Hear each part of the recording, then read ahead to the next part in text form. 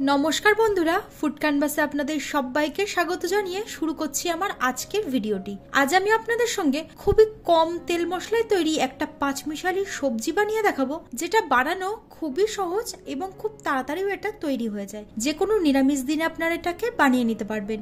এখানে আমি অনেক রকমের সবজি কেটে রেখে দিয়েছি।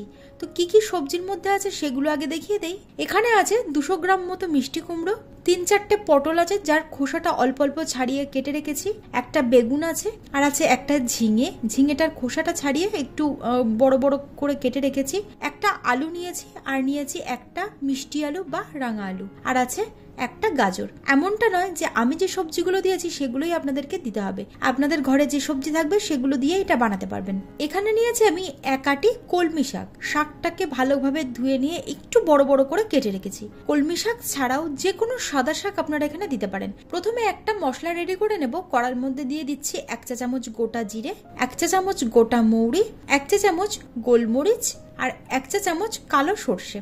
সমস্ত মশলাটাকে লো ফ্লেমে রেখে ভেজে নিতে হবে। খেয়াল রাখবেন যেন মশলাটা কোনোভাবে পুড়ে না যায়। মশলাটা ভাজা হয়ে গেলে এটাকে এবার গুঁড়ো করে নিতে হবে।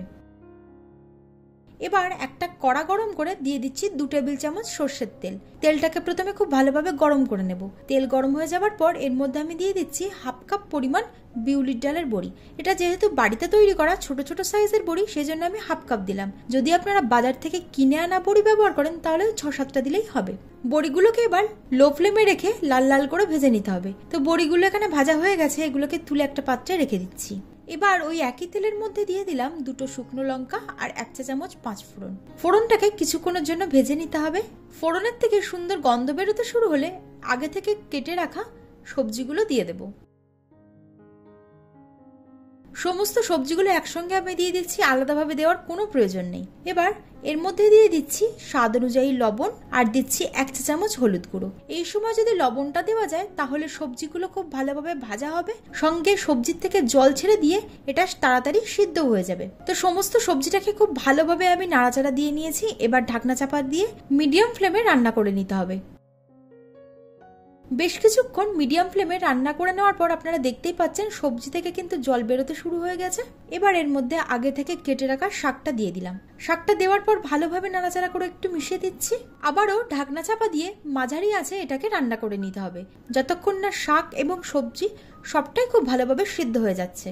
আগেই তো বলেছি যে এই রান্নাটা করতে খুব বেশিক্ষণ সময় লাগে না, শুধুমাত্র ফোড়ন দিয়ে সমস্ত সবজিগুলো একটু ভেজে নিলেই কিন্তু প্রায় রান্নাটা তৈরি হয়ে যায়। তো এখানে শাক এবং সবজিটা প্রায় অনেকটা সিদ্ধ হয়ে এসেছে এবং এর থেকে অনেকটা জলও বেরিয়েছে। এই সময় আমি দিয়ে দিচ্ছি 1 চা চামচ থেতো করে রাখা আদা। আপনারা গ্রেট করেও দিতে পারেন বা থেতো করেও দিতে পারেন, তবে বেটে রাখা আদা কিন্তু একদমই দেবেন না। সঙ্গে দিয়ে দিচ্ছি 1 চা চামচ ধনিয়া গুঁড়ো, আর দিলাম 1 চা চামচ লঙ্কা গুঁড়ো। ঝালটা নিজেদের স্বাদ অনুযায়ী দেবেন। একটা টমেটো কুচি দিচ্ছি, আর দিয়ে দিচ্ছি ভেজে রাখা বড়িগুলো। স্বাদ অনুযায়ী চিনি দিয়ে দিলাম। এই সময় বড়িগুলোকে আমি গোটা দিলাম, আপনারা চাইলে বড়িগুলোকে একটু ভেঙেও দিতে পারেন। এবার সমস্ত কিছুকে খুব ভালোভাবে নাড়াচাড়া করে মিশিয়ে নিয়ে ঢাকনা চাপা দিয়ে মাঝারি আঁচে রান্না করে নিতে হবে 5 থেকে 6 মিনিটের জন্য।